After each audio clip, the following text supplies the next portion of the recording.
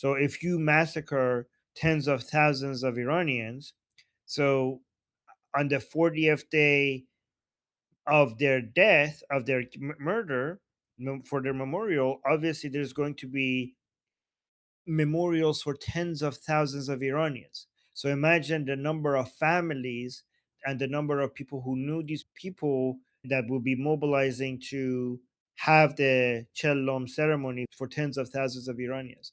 This could easily turn into a protest and a wave of a revolution of its own. So this is why the government is very, very sensitive about ceremonies or the 40-day memorials for the people who they have killed. So security wise, the Islamic Republic, I mean, it's going to be 3 days, right? Because you have the first 40-day memorial for the people who died on January 9th and January the 10th. And then we also have January 8th, January 9th, and also January 10th. Because, for example, for January 10th, we had Parisa Lashkari, who was a 30-year-old mother of who she was shot not during the protests in the streets. She was shot while attending the funeral of the victims on January 10th, because the main wave of murders by the regime happened on January 8th and January 9th. She was shot on January 10th in a funeral.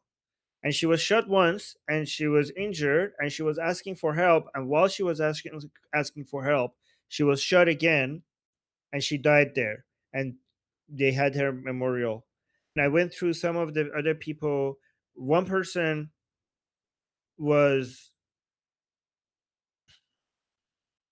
one person was killed specifically. No, I'm gonna, that's actually during the, for that's another update I'll mention later. Let me actually go through the list of the people that I know of. So Ayub Safari, killed on January 8th in Kazaroon by direct fire. His family was pressured by security forces to bury him secretly at night. Mustafa Amiri, I mean, obviously I just have these names as three examples because the numbers are in the tens of thousands. And then Mustafa Amiri, a 35-year-old Bakhtiari citizen from Esfahan province, he was killed by military grade bullets on January 8th. And you guys, on the stream, I showed you the video, and the chants are the same as the protest. Death to Khamenei, Pahlavi will return, and also remembering the chant that in gol parpar shode hediye bi mihan shode, meaning this withered flower has been gifted to the nation. So that's just it's just for us, it just confirms the continuation of the defiance, and it's also demonstrate that this revolution is not going to go anywhere, right? Because the video that I showed you, for example, is people in daylight out inside Iran in the ceremony chanting that this is the final battle, Pahlavi will return, after the massacre of so many Iranians by the Islamic Republic. You would think that people would not dare come out and give these chants inside Iran, but you could see large crowds of people, all of them continuing to give this chant, which is a huge demonstration that the revolution is not over and people are as defiant as before, if not even more. I could mention some of the other updates I mentioned in the show, but I want to give a chance to other people to speak as well before I continue.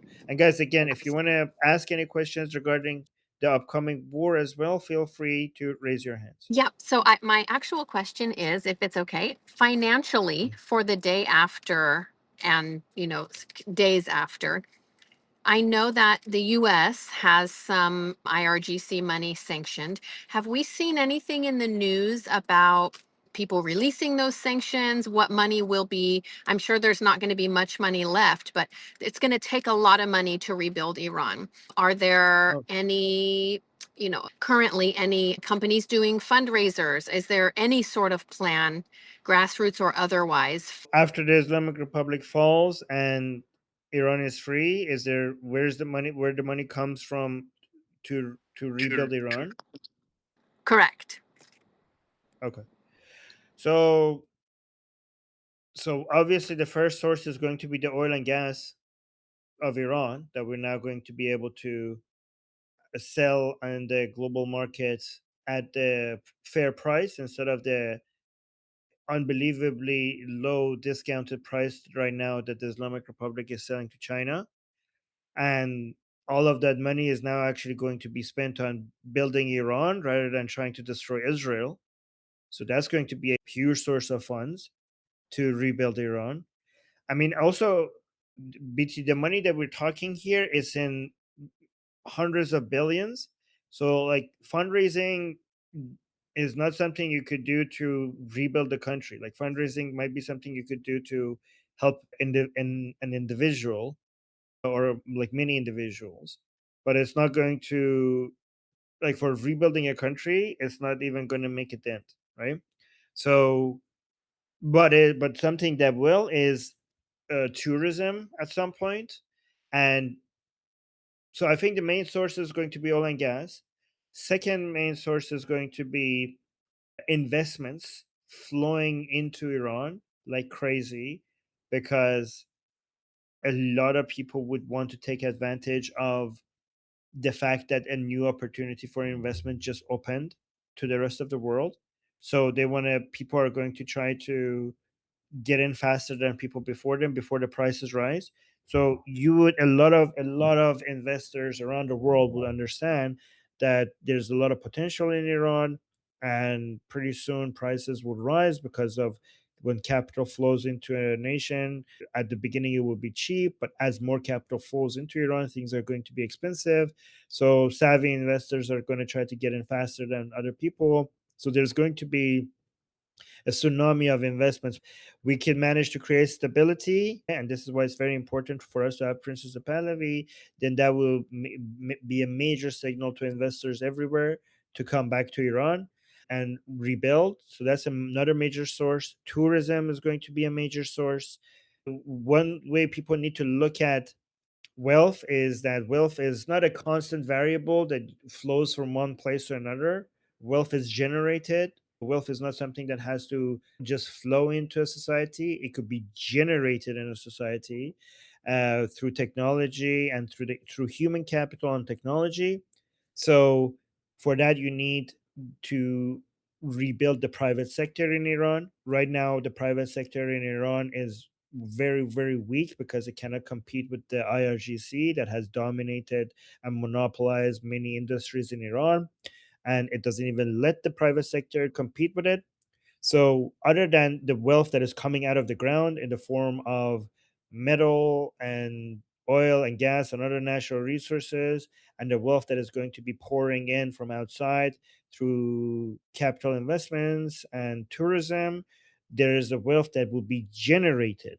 So, it's not a wealth that is going to come in, it's the wealth that is going to be generated, because we will finally be liberating our economy and allowing the private sector to become strong again. So it's going to be the human capital of the Iranian, the entrepreneurial and hardworking Iranians who are desperate to be able to give an opportunity to actually use their talents and all their education, because Iranian people are very educated, they're very entrepreneurial, and they're very eager to use all of these talents to make money and like create, successful businesses. So that wealth generation, and it's really important for people to look at.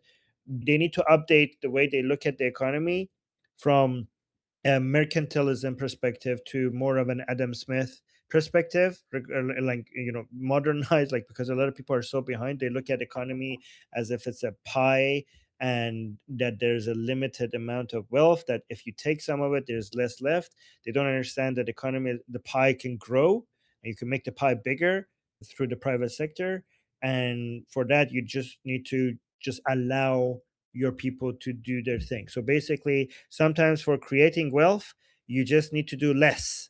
A lot of people want governments to do more to generate wealth, but a lot of times for generating wealth, you need the governments to do less and just allow your people to do their thing.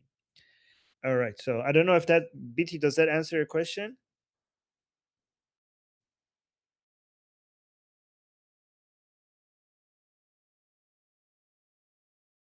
Oh, I don't know if BT is even here. Okay, I don't know if BT is in here. Okay, BT might not be here. Okay, so Cat Lady, I think, was on the list, right? Yeah, but the question if you can hear me. Yes. Yes. Hi, how are you? Good, good. How are you? Good. I just lost some I just heard some explosions in my street, but I think it was like maybe fireworks or shots. I'm not sure, but it's not a bomb. So I don't know. Maybe someone blew his tire or something. I don't know. Like Uh, weird. No one seemed to notice. Everybody's walking away. Like never mind. I'm sure it's nothing. But what I wanted to suggest is many interesting conversations happen after you leave. Not because of you, but because of the time and later. And I would suggest maybe keep the recording if you want something for YouTube. I don't know, it's just a suggestion if anybody doesn't want it, fine, but I think maybe it will be beneficial, right? I want to also give time to people who want to speak without being recorded, but at some point I'm going to make a section, like another, once our community gets bigger, I'm going to add more spots to the calendar for when you guys could record your own discussions. I think that if people really want to talk and don't want it to be like published, they don't have to write their name. They don't have to, like to have even a picture or whatever. So I don't know. Really interesting stuff happened afterwards. Really, Well, and by the way, I I mean, you don't really have to thank you ask for me. You this could. community. Oh, thank you. I Really, it's appreciate rare. that. It's actually Uh, amazing. So here's the thing: we have mods here, right? And thank you, Kelly. I appreciate that. And what you guys could do is I'll talk to the mods, and then they could just click on the record button whenever you guys decide, like, oh, we want to record this. Okay, so I'll Mm, arrange that at some Whatever point. you Okay. want. I'm just saying, like, it will be like very interesting. So, Right. thank Okay. you. Thank you. Thank you. Thank you. All right. So, guys, given that we don't have any more people raising their hands, and I encourage you guys to raise your hands if you want to change the conversation to something else. But I'm going to try also adding, because we have been talking about Iran so long, and I know that there are other things happening. I do want to give you some updates from Islam in France, if you don't mind, and then we could go back to Iran if you guys want to, right? Because there's like right now there's a lot more reports regarding violence in France happening because of Islam. And I just wanted to, like, a lot of people report on these as just incidents to be like, oh, look what Islam is doing and what migration is doing. But I think a lot of people are not paying attention to a greater shift that is happening globally. And this is just the tip of the iceberg and what this indicates, right? It's not just the violence. The violence is by itself is a problem, but it's an indication of something a lot bigger. And I think that we need to talk about this in our community more, because we as much when we talk about Iran, we're talking about we're in a global battle right now against Islam and wokeism and communism, right? Sorry, Samantha. But when we talk about Iran, we're not talking about Iran just because we're interested in Iran. Iran is part of this global battle. So, in the same sense that we're losing, like we're not like completely losing, but it seems like we are not making progress, and we're regressing in countries like UK and France, and some other European countries and Canada. uh, Iran is basically a win for us. So Iran being liberated is not a win for just Iranians and Israelis or Americans. We are all, the reason why we're here in this community and talking is because we are basically analyzing this global battle. Like, we are on the side of liberty, and we're fighting the enemies of liberty. And the main enemies of liberty are Islam, communism, wokeism, and woke right and the woke left, right? And we're basically here to discuss the best ways to strategize against our enemies to protect liberty globally. And when we're talking about Iran, the freedom of Iran is going to be a major win for this global battle, not just an Iranian battle, but this global battle. Like, Iran will be added to a major part of the solution rather than its government being part of the problem. But while we're talking about Iran coming to the side of liberty, we can't keep our eyes away from the areas where Islam might be winning.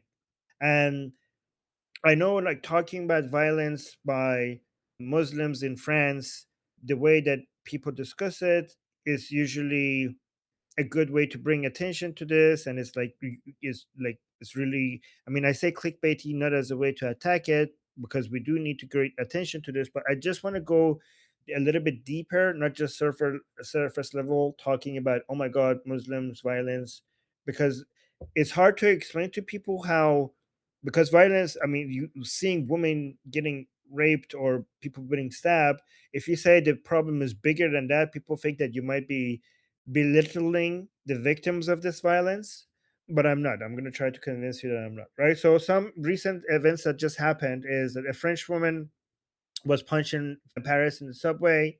A woman was brutally slapped by an Algerian man. A Pakistani man was touching a woman and he was being filmed. And these incidences are increasing, right? So this is not just like, oh, look, these immigrants are behaving badly. This is a cultural clash. This is a huge threat to Western civilization, because it's not just about that woman. For every, like, a Pakistani or Algerian who will come and sexually abuse a woman in, I don't know, the streets of Paris, there is 1,000 of them or tens of thousands of them who won't do that.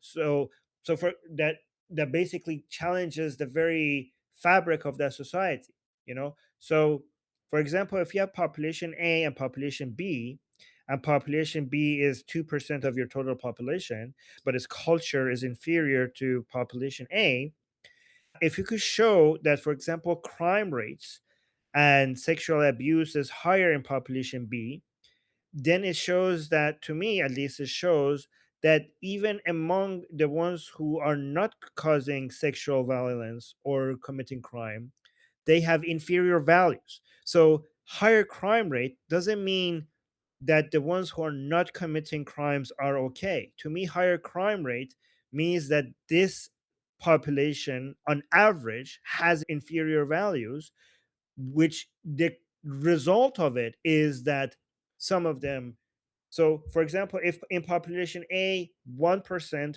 commit crime, I'm just making these numbers up, right? But in population B 2% make commit crimes, you might think, well, okay, that's just 2%. So 98% of them don't. But what you didn't notice is that that is twice the crime rate compared to population A, which means on average, the values and the culture of population B is half as good as population A. So even among the 98% who's not committing a crime or is not sexually abusing women, they hold beliefs and values that on average brings the society down, because these people will vote. So they might not stab anybody, some of them, right? They might not sexually assault anybody, but they hold values and views that will be reflected in the ballot box, right? So it's not just knives and bullets, it's also ballots. I wanted to argue that that's actually even more destructive because it corrupts the society from within. Crimes is something that you will see and it will alarm people, and the reaction would be, we need better policing.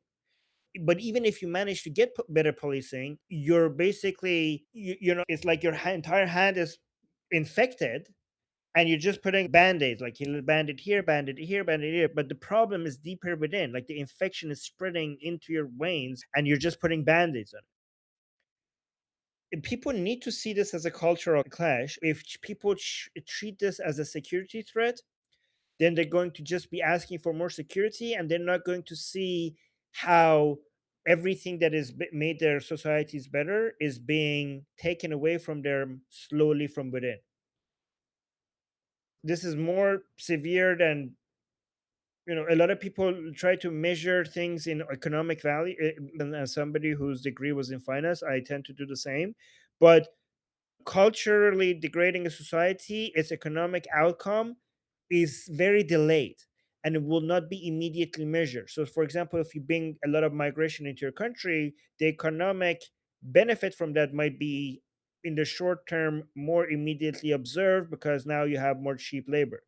But the economic cost of having a people with inferior culture becoming a major part of your demographic, not only does it get observed much later, it's also so much more difficult to measure. And when it's not measured, for a lot of people, it's invisible. Like right now, for example, when they want to do studies to see if migrants are contributing or non contributing, they just look at their economic output and how much tax they're paying compared to how much they're taking away from the welfare. And I think that that's missing the point. I mean, that's not enough because let's say, for example, even among the people who are paying tax and working, and the amount of tax that they're paying is more than the welfare that they're taking out of the system. What that measurement is not doing is not measuring the long term economic result out of this people voting in a way eventually when they become citizens and vote based on vote along line values that is not responsible what that we empirically can show make societies better. They vote completely in opposite of that direction. That is not being measured in these types of studies. So, yeah, the incident that made me want to talk about this is the violence in public spaces, slapping women for immodest behavior. Like, basically, they are trying to enforce their own law. Let me add Steph to the list. I saw also Daniel, because I know you guys want to. Okay. Daniel and Steph. So here's what's happening when you see a lot of the violence that you're seeing against women is because they're considered immodest by Muslims, like quote unquote immodest, right? So this is basically when you look at this, instead of looking at it as just an act of violence, you have to see this as religious codes being enforced. This is an attempt at religious codes being enforced in the streets on in France. This is not just a random act of violence. This is a challenge to French state law. And it doesn't look like that because you're like, what are you talking about? That's just a crazy person. But I don't see it like that. I see it as more people considering God's law more superior, Allah's law superior to French law. And if more women in France or more other types of people in France, Jews, LGBT, decide to be more careful because this is the new reality in France, this is basically the same as a type of law being enforced parallel to French law. This is why I consider this an invasion from within, because the definition of a state, so we're talking about protecting nation states. Again, in this community, what we're trying to do is we're trying to protect modern nation states as that came out of the French and American Revolution and is now basically the modern Republican tradition, is basically the framework where you could have the classical liberal values that came out of the Age of Enlightenment. This is the framework that we're trying to protect. So we have a nation, we're protecting nation states. What is a nation state? A nation is a group of people within a geographic area that have some sort of similar characteristics and they feel a certain bond with each other. A state is the entity that that nation has chosen to represent it as a reflection of it, with the monopoly of violence to be able to enforce certain laws, right? So when you have that state, and basically the marriage of this nation and state creates the modern nation state, which otherwise known as a country, right? So when you have anybody coming out and trying to enforce any type of other code that is not the code of law that has been chosen by the people through elections of their representatives, through their legislative branch to pick those laws, any other laws other than that being enforced by violence is basically a challenge to the state. Is an attempt to create a state within a state. So it's a challenge to the state's monopoly on violence, because modern nation states are the idea that we as a people decided not to use violence against each other. We decide that we have a state, that we give the monopoly of violence to that state so that they could use force to bring order to the society. So the monopoly of violence belongs to the state, right? And that monopoly is being challenged. So, given that more of this is happening, this is not just like if somebody is committing violence to steal your money, that is a violence that the state failed to stop. But if somebody is committing violence to enforce another code of law, that is not just a failure to stop violence, that's a failure to enforce laws. That is a failure of stopping a challenge on your own code of law in your country. So this is basically Islamic laws superseding French law. It creates territorial fractures. And this is why it's so important to talk about this, because a lot of people are just like, if you see other people talking about this, are like, oh no, Muslims committing violence, stop them, deport, deport, deport. And I think that is important to talk about. But I think this is like this is so much bigger than that. And it's slowly increasing. And if we don't stop it, the consequences are going to be significant. So that was my rant. And then I only have the people I noticed raise their hand. If I had anybody else raise their hand while I was giving a rant, let me know. I saw Daniel raise his hand, and then I saw Steph raise her hand. Samantha as well. Oh, BT is here, which means everything is now easy. BT June.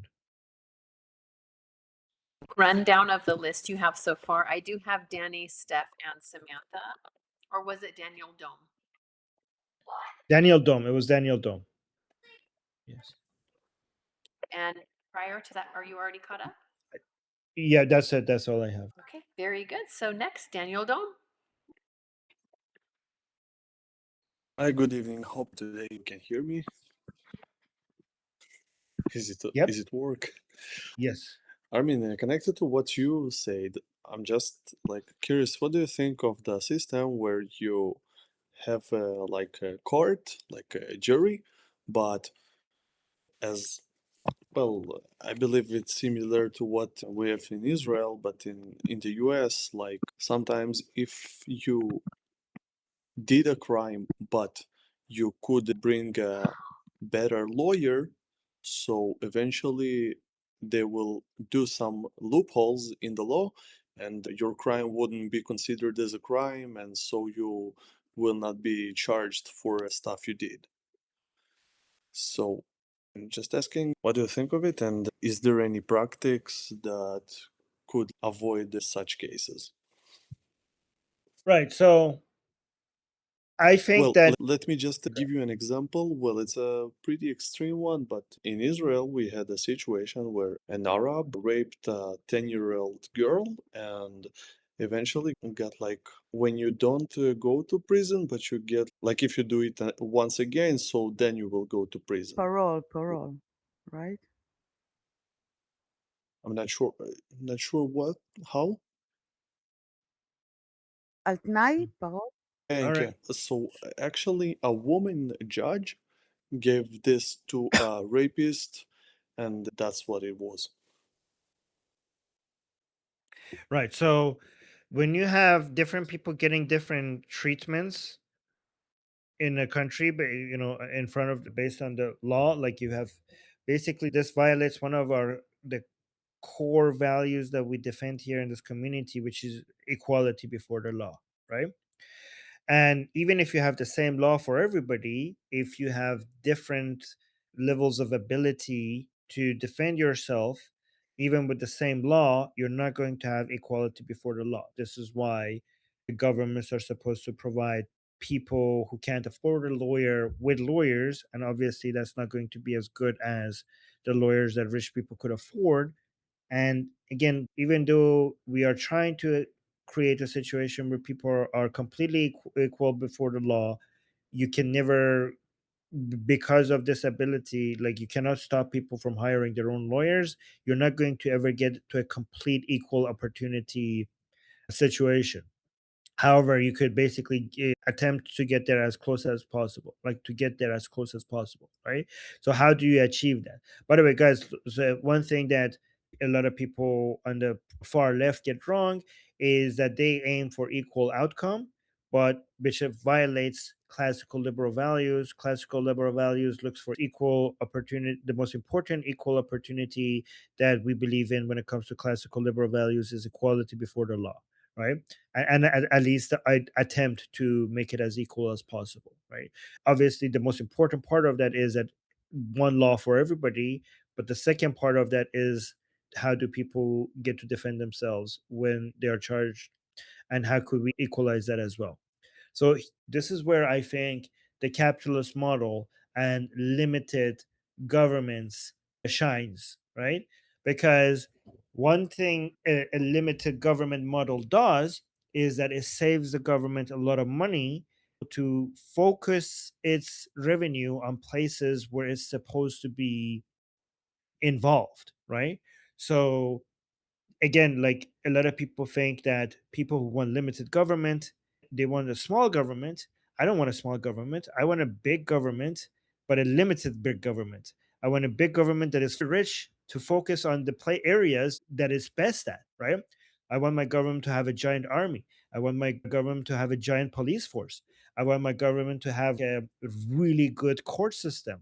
I want my government to be able to afford a lot of money to lawyers for people who can't afford lawyers. I want the lawyers that we give to the poor to get paid a lot to be able to compete with lawyers that rich people could afford, right? So if we get government out of healthcare, if we get government out of education, I mean, they could still give subsidies in those areas. I mean, like running healthcare out of running education, if we could get government out of so many areas, there are so much revenue, tax revenue that would be left over for the government that when it focuses on the areas that it's supposed to be focusing at, it will do a better job. Imagine if all the money that the government spends on all these other areas that it shouldn't have any business being involved in. Imagine if a lot of that was saved for, to have a better justice system. That's what we want the government for. Imagine if all that money was spent on making sure that we fight corruption and people are being treated fairly in the justice system, then we could equalize this a lot more. Imagine if the money that we could be saving be paying to the lawyers that are supposed to be representing people who can't afford a lawyer themselves. That would equalize the situation a lot more. Again, we can never get 100% equalization, but you could get as close as possible. Well, and the other thing, it's more of an update. Greece lately closed about 100 illegal mosques. Oh, really? I Hope haven't it's seen that. interesting. That's pretty good. Amazing. Yeah, Europe All started right. like waking up. Well, I don't know, but we'll see. We'll see. Next, we have Steph. Steph. Hey guys, can you hear me? Yes. Oh, good. Okay. Okay, so what I was going to talk about has nothing to do with what you just talked about. No. No, no, no. That's fine. Okay. Guys, you could steer, like, guys, everybody who raised their hand, you could steer the direction of the conversation. And again, guys, we're now allowing more topics than Iran and the Middle East. So go ahead and Okay, well, it's move the combining conversation. all of that, and it's more Yeah. just, I don't know if I'd call it an epiphany, but it's a observation of just how much people don't know about. I'm talking right now about the Iran revolution, even just Okay. what you call it. Like I was just Googling some just to see, and it still comes up with all the IRGC bullshit.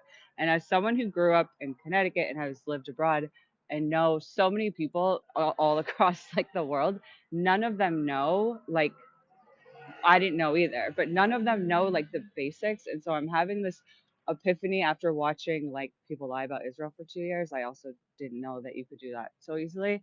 But like the same kind of way that the evil, bad BDS people like made this whole campaign, I feel like there needs to be some sort of portal or campaign or coordinated effort to get out the truth to your everyday American, because I just want there to be more support. And even if I'm going back to Connecticut next week and I want to show it to a congressperson, they have a one pager of basic bullshit, basically showing not truth. So I was just wondering if there's anyone that's doing that sort of in connection with Prince Reza Pahlavi, or like a way, for example, like to okay, there's a way to like have a page that you can send to people of influence so that it's not just like me saying it to a bunch of people. I don't know if that made Oh, sense. There's a lot more in my head, but I'm just trying to think of something, like I'm wanting to like do something to get out. Like it's crazy. I don't think people realize how much people don't know, and it's not mhm. because they're Like a on the fact, wrong like a side. fact sheet, like a fact Yeah, like sheet. yeah, and even just the same way that honestly they've been able to use like Gazan children to make the whole world care about that. I don't mean this to sound like insensitive, but it's like, I mean, I'm like crying every day seeing the horrible stuff going on in Iran, and no one knows it. No one.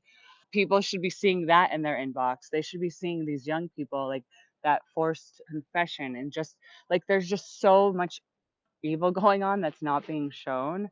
And I feel like if bad people could do this, then like the people that stand for all of the right values of secular democracies should also be able to do this. Because right now it's like, I don't know, I've learned so much from you guys, and I just realized whenever I talk to anyone about it in America, they just have not a clue what. And Steph, so yeah, that's what I'm wondering if you have any one thoughts thing, about.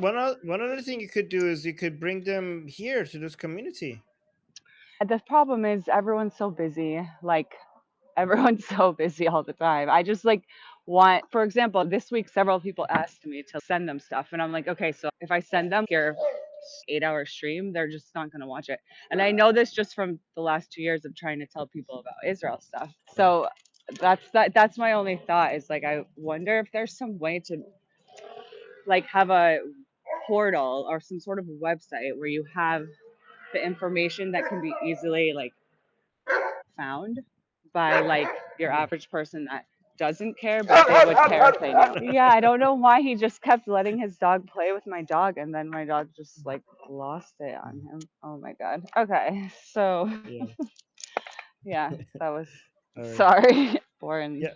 Yeah, you know what? You know what we could do is we could make a one-page website with all the facts. I think we could somebody here could do that. Like I maybe wonder you could what like the mention prince does, because I yesterday I was asking, oh, is there a oh, website? Because it's just stuff like that where someone asks me about it. They're like, oh wait, oh, what's going on? And I'll be like, oh, I want to send them something, like something simple. And I've just been observing how like, because I wasn't paying attention, that like the BDS people have obviously been doing this for 20 years, and their whole thing is based on like hate and like lies, and like this is all about like the opposite of that. So I just feel like I want have to you checked do have you more. checked the print Yeah. have you checked Prince Reza Pahlavi's website? I Iran just did Pasindari? yesterday. Once they sent it to me yesterday, and I was like, oh my God, this is so good. Like I hadn't seen it. I Yeah. was like saying we should put it in our profiles and whatnot. The thing is, I'm Yeah, I'll also put it not in the big on chat. social media, but yeah. So maybe I'll put it something in the from chat. there is the best way to Yeah. they have a lot of information there. So maybe that is kind of already established. It's just getting, because the way they're labeling it obviously is so what they've been doing forever to everyone that's like good, basically is like they're just calling him like a king and prince and monarchy and da da da. And by the time you like explain it all, it's like you've lost like the story, like the facts. Right. So I don't know. I just want to reach all the people I know would care that just don't know, so that All right. this doesn't like get ignored. Well, check the website and send them. See if that's helpful. Okay, yeah, Okay. Yeah. that's a good Yeah. idea. By the way, guys, I'm Yeah. also working on this article to defend everything Pahlavi related, like defending. Like I'm gonna go through all the accusations against Reza Shah, Muhammad Reza Shah, and Prince Reza Pahlavi, and respond to every single one of them in one article. And so once that's ready, maybe I could share it with you guys and see what you guys think. Yeah, it would be good to So, share stuff like that, because then we could like post it in like the newspaper an X, Y, or Z plate, like an editorial kind of. I'm just seeing like the information getting out just doesn't seem All right. remotely sufficient. All right. So that's all. Okay. Well, thank Okay. you, Steph. That's a good suggestion. I appreciate that. Okay, of course. Sorry, No can I worries. Yeah. add to that really quick? Yep. If you just like if we would make barcode QR code, so like you can stick it wherever, and like people will scan it and just reach to directly to his site, so they will see Yep. all they can provide, It's like it's all just they the can baby all they want to boomers, show. you guys. The baby boomers just don't know anything, and they're biggest people in America. And they just see a picture and they react, and I'm like, okay, at least I want them to be reacting on the side of the Iranians and not like getting fooled. But Oh. yeah, the QR All right. code is Let's so let's move. super good. We're in between, yeah. So both Let's move things to can work. Samantha. So let's move to Samantha because she's been waiting for a while to speak. But thank you, Steph. So Samantha. Oh, who's BT? Hold The on 1 second. Islamization. BT, you're muted. Just 1 second. Sorry, we have Samantha. Roman has a question from the chat, and then we have Johan. Okay, go on, Samantha. The Islamization in like Europe. Does anyone know if they've, I don't know, reached a point of where they're trying to use intimidation tactics against like elected officials for like, I mean, things like, trying to vandalize houses or people's cars, without like to send a message like against elected officials for not doing the things they want them to do. Wasn't I there haven't a seen. politician in the UK Oh, that got assassinated? say that again, Danny. Wasn't there some politician in the UK that got killed? I don't remember exactly. I wanted to answer Either that, but killed or I'm attempted. not sure if there is a list. I wanted to mention something. Yeah, I've heard in the UK politicians are very unsafe. I've heard that, but I do think that is not the general strategy. The general strategy is to become the politicians.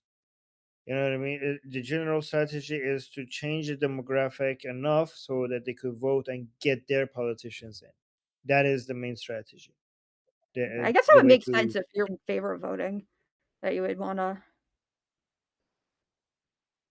Yeah. By the way, Samantha, I whenever again, no pressure. Whenever you're comfortable, I'm really looking forward to the day that you ask me about communism and capitalism. No pressure, and I will promise that I will make it the most friendly, positive experience as I could possibly make it for you, right?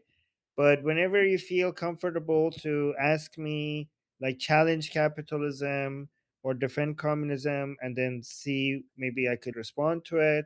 And if anybody here wants to attack you, we will stop them. We will have a very friendly conversation about it. No pressure, but whenever you're comfortable, I'm looking Okay, forward to us having that conversation. thanks. Okay. Cat Lady, why don't you answer in? I know you had something on this topic. Yeah, I wanted, but I really need to check now because I don't know. You know what? I remembered. I told you earlier that there are explosions. They're nonstop, which is super weird. Still going, but I remember now. Oh, police! Good. 5 police car racing. Woohoo!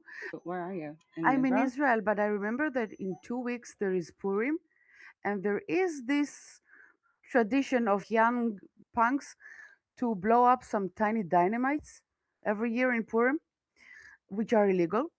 But I did not hear it this loud for a long time, so I'm hoping it's not something from the Islamic Republic. So Wait, are you in Tel Aviv? close, yes. Because it's But not Purim yet, right? I don't hear it. yeah, Just I don't hear it, but I've heard all kinds of weird things, so I get very the weird. concern. Okay, Yeah, I'm sure it's nothing. I'm sure it's yeah. nothing. But okay, about Europe, people died. People were murdered, like in politicians. Like I think it was 2 or 3, even in the UK. I know. I think in Sweden or something. There were intimidations, but also there is also other like tactics, like Armin said, of taking over. There's both. You can find this and that. You can pick and choose. You have different types. Awesome. Okay. Next, we have Wish me a Roman. quiet evening. That's it. All right. Who's next? Roman, are you still with us? Oh, I'm sorry. It was the question. Sorry, sorry, sorry. Yes, glad you're still here. Some analysts have been criticizing Israel for not having enough bullet based anti drone systems. Is this a valid concern? He knows that Israel has a new iron beam system, but that doesn't work in all weather as far as he understands. I think Jeffrey would be able to respond to that better. But my understanding is that nobody comes even close to Israel when it comes to defending against whatever they're throwing at them. I'm pretty sure there's no defense system on earth that could basically catch everything coming at a country. So no matter how advanced Israel gets, there's always going to be like, oh, but what about this, like, you're not covering here. Okay, so you could basically, I mean, it's good that people are criticizing Israel because that's how Israel grows and progresses as a country.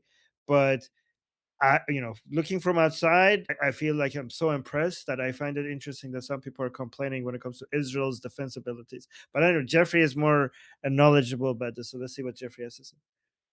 You're talking about leveraging direct energy approaches towards strategic defensive architectures to offset magazine depth and or cost exchange ratios. Yeah, that's exactly why Israel pursued direct energy based defenses like Iron Beam. I'm one of the guys who actually pushed that 4 years ago, and I've been involved in direct energy for over 20 years. So, like, as without getting to all the specific details, the there's a couple of things when you think about directed energy. Yeah, so it's true. You have to worry. There's, it has pluses and minuses, and there's different approaches. So we're just going to deal with lasers because it would take forever to go through them all, like what Israel is pursuing, and what we kind of like pushed them to, like these lines of effort to pursue. So when you think about direct energy weapons, particularly those that are high energy lasers, you can classify them in a couple of ways.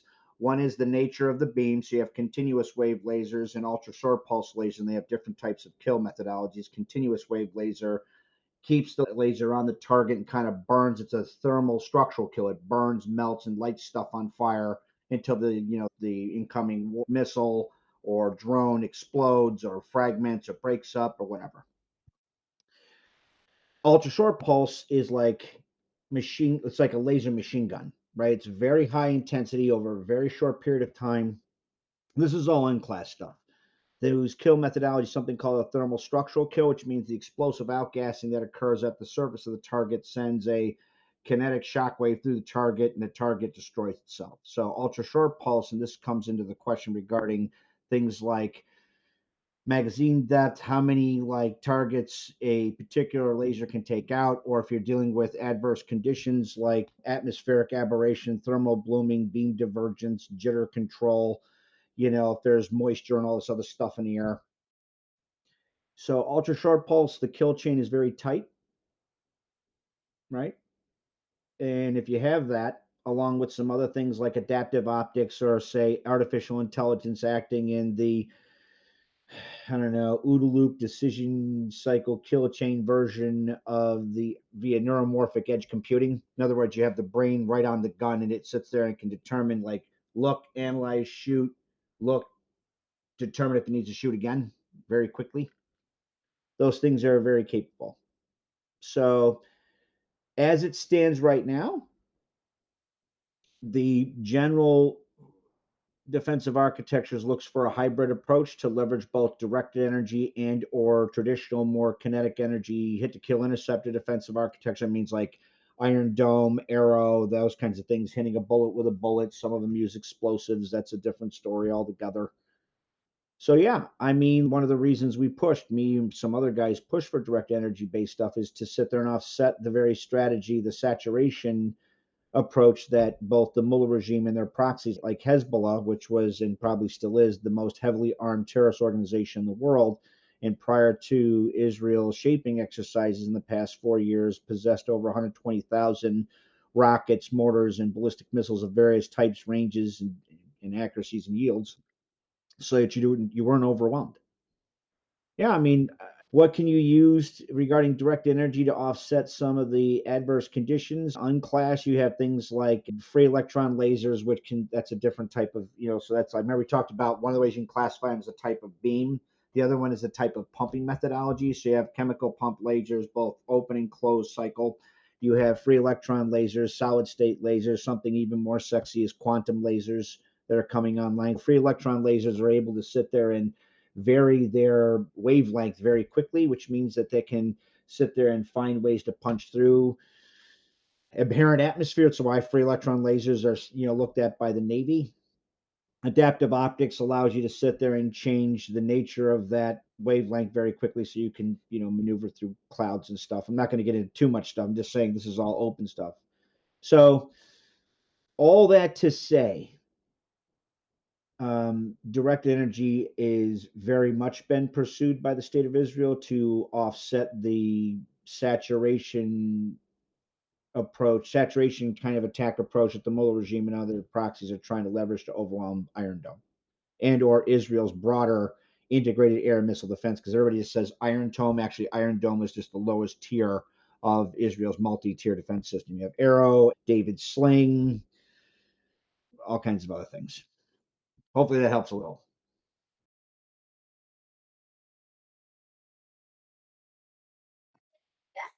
Okay, next we have Johan.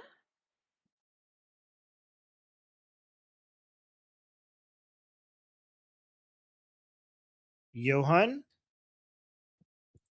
Johan 1? Okay, maybe now you can hear me. There. Yes, we can hear you. Okay, perfect. Yeah, my bad. Sorry. Yeah, my question is about the regime.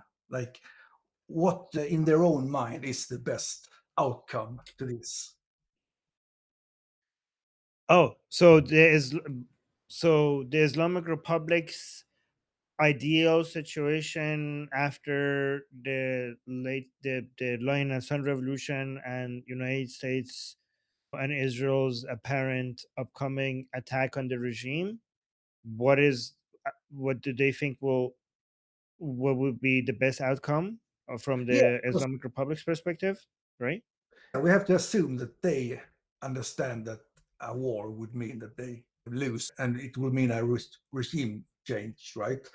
Regardless Right. of what propaganda they put out there, they gotta know that a full-scale war with the US and Israel is gonna mean this time that they're gone, right? We just have to assume that. They can't be so delusional that they actually believe that they can Actually, they might not think that. The understanding of some of them is that war has usually been good for the Islamic Republic. It has been costly. I mean, for example, the Iran-Iraq war brought them to the edge of collapse, but they ended up saving them in a way that maybe without the war, the Islamic Republic would have been gone by now.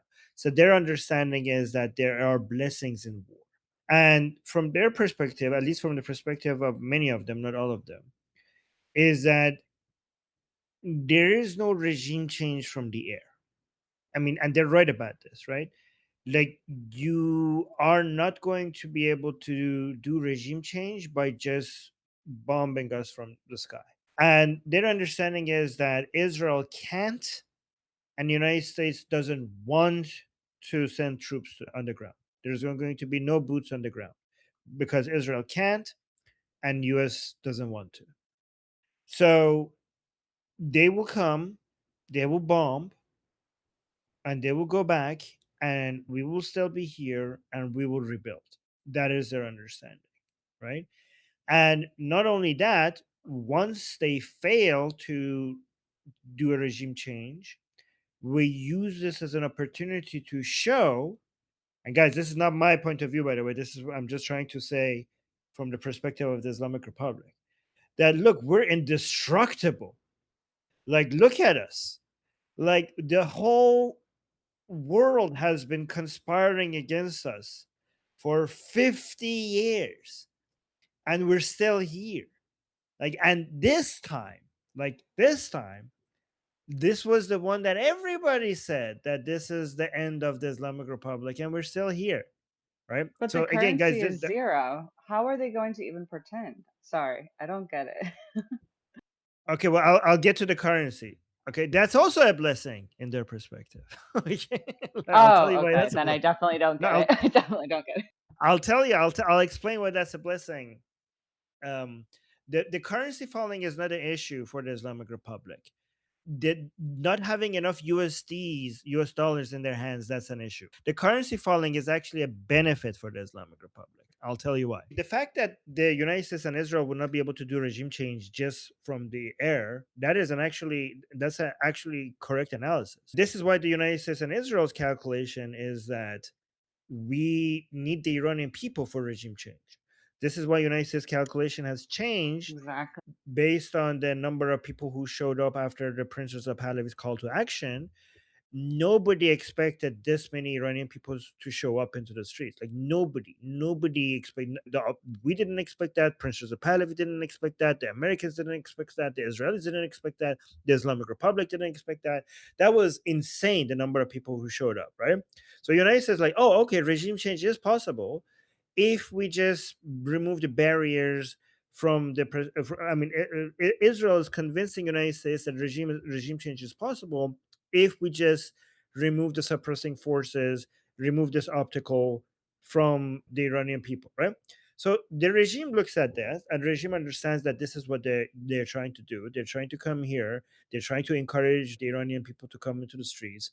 They're trying to basically topple me by getting the people in Iran to bring me down. And they're thinking, then in that case, as soon as we have, because it doesn't take that many people to shoot into crowds, right?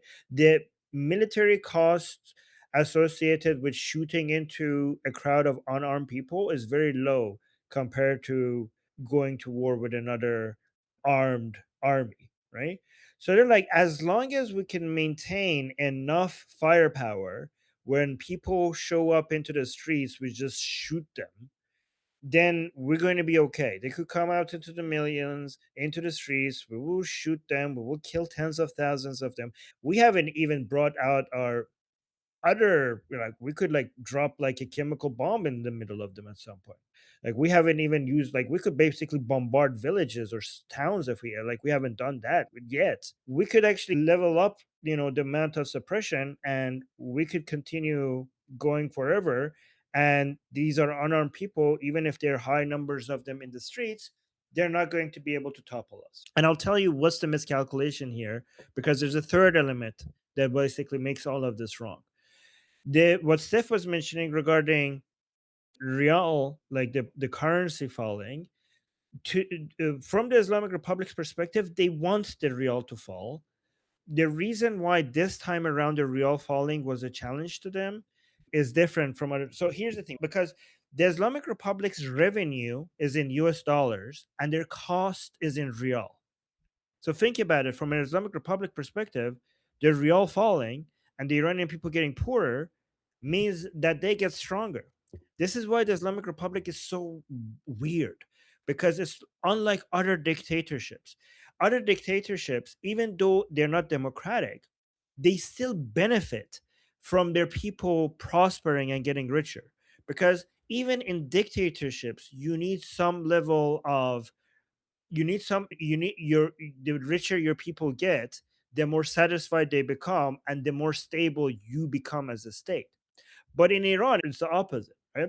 Because the state has a monopoly through the IRGC in so many of the industries, and because its stability comes from its ability to suppress the people who are protesting, then the real dropping means that the Iranian people will get poorer relative to the state. So it's easier to buy people to suppress people, and it's easier to control people. So again, remember, if the government budget is in reals and my income is in dollars, because how does the Islamic Republic get paid? It sells oil and gas and it gets USDs. So the higher US dollar relative to real, the more it could do with those USDs inside Iran. So a real falling is actually a benefit for it. The reason why this time it was a big challenge is, so the real falling makes the Islamic Republic richer compared to the citizens. However, it makes the people angrier and makes protests more likely, so that it has that. But also, this time when the real fell in Iran, it was because we have two rates of exchange for the real in Iran, right? The official one and the real one, right? And the real one is actually, the real is much, much lower in price than the official government one, right? The Islamic Republic was running out of US dollars. This time they allowed the real to basically be traded at the closer to the real price, because there are these companies in Iran that are private and public at the same time, like they're governmental and supposed to be private at the same time. There's some these bizarre things, okay? They're supposed to be private but they're not, right? And they hold USD, and the government wanted their USD. So they try to encourage these companies to buy the real and get their USD off their hands by allowing the real to fall and make these companies think, okay, we have to buy this real right now because it's worth it. But the real fell and they didn't do it. So they held on to their USD because they expected it to fall even further. So it didn't work. So it got the people out into the streets because people were angry, and the people saw that the regime. So it's not just that the real was falling. This was supposed to be something that was in benefit of these big giant companies, but it was really much damaging to small the companies that are working in the private sector that have much smaller companies, right? Like the So that's bazaar what people, that's right? exactly the Bazari people. That's why the Bazari people were the people who started, who was their, were the spark of the Lion and Sun revolution. But the reason why all of these calculations by the Islamic Republic is wrong is a third threat to the Islamic Republic. So the first threat to the Islamic Republic is the foreign pressure, especially from United States and Israel. The second threat is the Iranian people coming out into the streets in the millions against the regime. The second threat, that's the second threat. The third threat is the regime's own people either turning against the regime or being less enthusiastic when it comes to supporting the regime. And this is the most important one. And a lot of people don't talk about this and don't understand how significant it is. And this is why the regime says so many crazy things. Like when the regime comes and says, like, oh, we destroyed Tel Aviv, or we will crush our enemies, we will sink the USS Abraham Lincoln. A lot of people think that they're idiots. They're not idiots. They need to create this content because they need to continue keeping the remaining 4 or 5% support that they have. If they lose them, that would be the end of them. That would be the end of them, right? And unlike what people think, not all of the supporters of the regime are completely okay with just killing Iranians in the tens of thousands in the streets. Like I said on the show, there's different levels of Durka. So we have, I don't know, 6 out of 10 Durkas, and we have 10 out of 10 Durkas. Like there are some people who are Islamic, and they, in my book, they will be considered radicals, but they will still be like, of course, the Islamic Republic doesn't kill tens of thousands of Iranians. So you Armin, need can to I tell ask a them to question about one thing that you're saying right now, just because it's super related? There's a documentary that Goldie was showing, or I think you both were, where it talked about when the army that was the army of the king turned. Like, first it was the Ayatollah, and then eventually they agreed to, and it was like a 14-day period or something. Is that still like the case, but could be in reverse? I don't know So what that you're referring to. What do they you? said like there was at some point that the army of I during 1979, the army that was like the national army, I guess, was decided to like go along eventually with the Ayatollah No, they with didn't the go along. They overthrow. just they just set aside. They became neutral. That was so. This So it is could happen this is in reverse or no? what Like this is. right now, This are is they how. still there? So okay. So let me go through this. Okay. So um, I'll explain that. I'll get to that. Okay. So a revolution is usually successful when we get to this time that we call Saat Sif, or we call, it's basically 0 hour. That's the moment where the armed forces decide that there's no point attacking the protesters anymore because there's no saving the current government. That's when we call the 0 hour. So that's the moment where some or all of the armed forces look at what's happening, and they decide that the people will win one way or another, and now I need to identify who the leader of this revolution is and either claim neutrality or pledge allegiance to that leader. right? That's when that's usually when revolutions become successful. And this is what Princess of Pahlavi is aiming for. And this is why this third element is very important. And this is why Princess of Pahlavi's focus, one of his main focus, has been on creating a platform where people from the regime could join him and defect away from the regime. And this is why the information getting out there is so important, and why the Islamic Republic is trying so hard to hide it, not from the world, not from the opposition, but from its own supporters. It's very important for the regime. So when the regime comes and says like the thousands of people who were killed, they were killed by Mossad, do you think that's not for us? We feel like, what the fuck? Do they think like Americans or people around the world are retarded? Of course it wasn't Mossad agents. Well, no, they're not retarded. They know it's not for you. That content is not for you. They need to convince their 5% remaining supporters that that was not us. Thousands of Iranians died because Mossad terrorists were on the ground inside Iran killing Iranians. Because even some of their supporters, if they ever get convinced that it was the regime, they will be like, fuck this shit, I'm not supporting this. Some of them might, and the defections are happening for so many different reasons. Some people, even though they're religious, they think like, okay, this is seriously evil, I'm done with this. But some people, they want this, they are defecting from the regime because the regime is not Islamic enough, because it's not showing enough force. Whatever the reason, the conflict within the regime is there's a power vacuum. Khamenei, even if he doesn't get bombed, he's like close to 90 years old. He's going to die soon. There's a huge power vacuum that is going to be there. A lot of people are taking positions to fill that power vacuum. The 12-day war was very influential because Israel took out all of the main commanders of IRGC. So that created a huge power vacuum. The division within the Islamic Republic is huge. They're turning against each other. And all we need is for at some point, some people within the armed forces to decide there's no saving this regime. This is a house of cards. It's about to fall. That's when the revolution is going to be successful. Right. And this is why getting the information out, this is why the information warfare is as important as the military warfare. And this is how you get the regime to collapse. And so at the time of the Shah in 1979, the only military Iran had was Artesh. Now we have the Artesh and we have IRGC. The Artesh is still there. And a lot of people are hoping that at that 0 hour, it's the Artesh that will come and support the Iranian people and stand against the regime. A lot of Iranians were disappointed that it didn't happen early January when the Islamic Republic was massacring people. But now we have some reports, which I don't know how credible it is, that they were disarmed, that the Islamic Republic has disarmed the Artesh, and that's why they couldn't do anything even if they wanted to. I hope that's true, because if that's true, it suggests that even the Islamic Republic is afraid of the Artesh taking the side of the people. The IRGC, so when it comes to the Artesh and IRGC, this is how the way you should look at it. The IRGC's body is very Islamic, very Islamic. The IRGC's leader are very Islamic. The Artesh leader are very Islamic because they replace all of the more patriotic leaders of Artesh, and they put IRGC leaders for Artesh as well. But within the body of Artesh, a lot of Iranians have a lot of hope that these are still people loyal to Pahlavi or loyal to Iranian people, and at some point they're going to come and join the people. And we see signs that that might be the case at some point. But that's the answer. But Yuan, did I answer your question or did I miss anything? Let me know.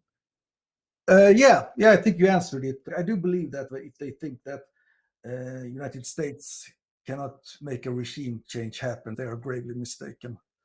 And I wouldn't say that it's not going to happen, that they put boots on the ground, but it would be special forces operations, of course, at key locations.